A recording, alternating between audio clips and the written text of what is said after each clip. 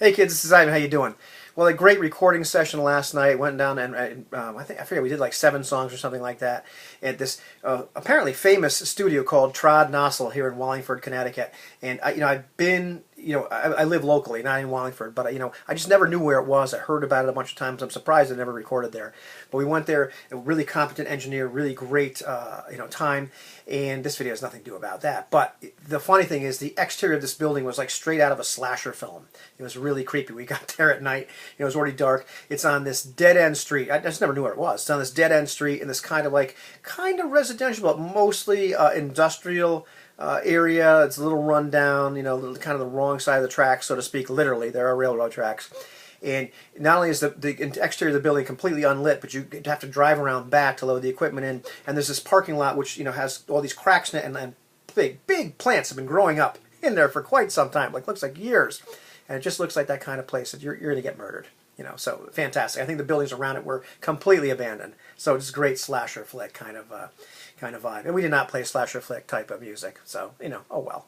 But anyhow, as I've mentioned several times, I've been involved in this discussion group, online, which has been a lot of fun. We're discussing various topics. And it's generated a lot of ideas. I really like having this small kind of focus group. It's private, but we're really able to kind of riff off each other and talk about some nitty gritty and kind of like challenge each other's thinking, talk about a lot of things pertaining to role-playing games. And it's been really cool for me because I've had my thinking challenged, and sometimes not challenged but crystallized. I have a better understanding of where I'm coming from.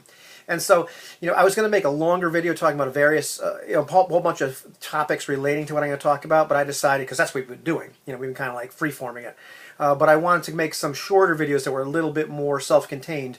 But I would say, check back in with me and see, if my opinions on some of these things have changed or gotten a little bit more refined. Because I'm finding over time that as I evolve as a gamer, I've been developing some better understandings of some things, and having I'm evolving. And as I think we all are in life in general. But anyhow, one of the members of this group is Murder Bunny, a person of some internet fame, and so it's great to have her in the group. And we were talking about game design and pretty much taking it from that idea of let's go back to the classic example. There was Dungeons and Dragons. There were a couple other games, and at some point, some people did not like the kind of play that game sort of suggested. Not necessarily enforced, but suggested. And it's because the reward mechanic built in the game, you got XP for gaining treasure, killing monsters.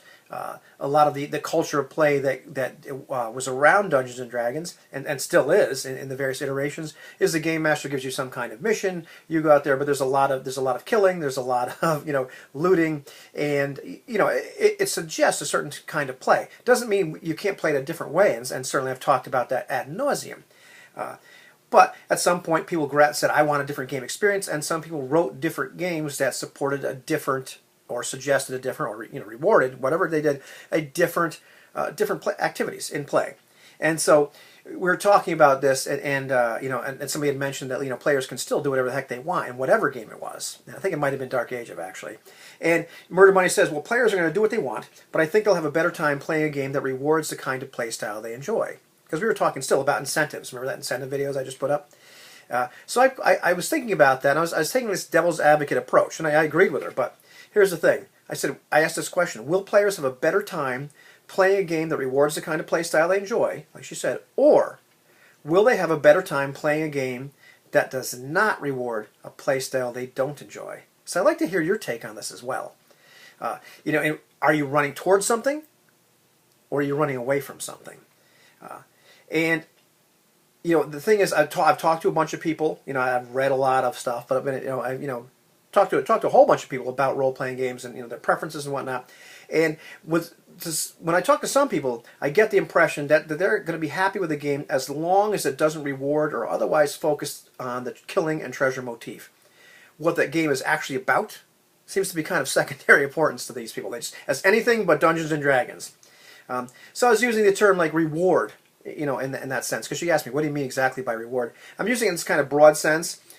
So you could say rewarding, meaning like it provides mechanical rewards for engaging in a particular activity. Whether it's in-game currency like style points or fate points or whatever, or to be used for advancement. So you do this, whatever it is, and you gain XP, and therefore your character can advance. Or you could say take it in a looser way and say that what I mean by reward is that the game focuses on a particular activity by virtue of the mechanics being heavily weighted in favor of resolving that activity. In other words, Dungeons and Dragons was the mechanics for the most part are about combat. There's other games where the mechanics are about something else. They're heavily weighted in a different direction. It doesn't necessarily mean that you gain XP for engaging in those mechanics, but you read the game, and obviously when the dice come out, when this is a tense or clutch situation, the mechanics are all about this. So rewards the play in that manner. And I guess I was thinking about maybe a tertiary definition is that what the game in general focuses on as a matter of course, mechanics or otherwise, whether it's just that this is the genre of the game, whatever it happens to be. But I'd like to hear your take on this. Is when you are looking for a game that say you're going away from the Dungeons and Dragons motif or whatever it is, whatever game you're playing where you decide this is not floating my boat, I don't like what this game is concentrating on. Is the most important thing to you having a game concentrate on something else, something that you like? I want this play experience, so I'm going to look for a game that the mechanics or whatever they focus on this, or is it enough for you to say I just don't like this? I want to try a different game that does not do that. So, tell me what your experience has been with that. I'd be interested to hear what your answers are. Thanks.